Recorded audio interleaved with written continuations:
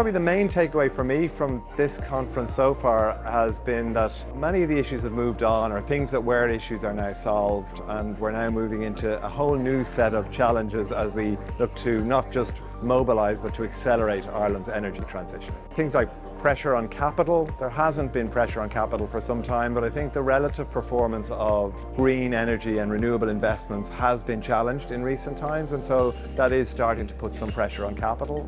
Ireland remains a very competitive and very desirable place to invest, but we do have to be mindful that there are alternative places for that capital.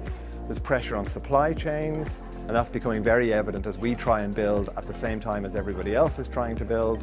There's pressure on grid, and that was something that wasn't really on the agenda 2 years ago. It's now front and center. You can't just build renewable energy, you have to build a grid that can take it. And then finally, which is a major point that we were talking about today, is the pressure on politicians from people.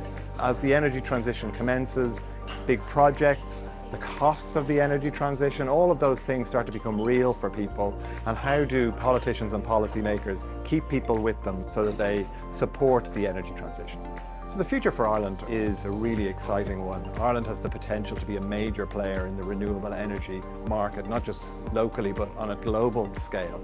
The one single thing we're saying needs to be addressed is creating a vision for the country. And certainly addressing the issues of climate change are really, really important. But for Ireland, this is an opportunity as opposed to moving away from a threat. So we should be moving towards that, not trying to run away from something. We already have a very successful economy that's built on inward investment here in the country. Companies coming here to base themselves here because of our people, our tax regime, and the capability and work ethic that we have.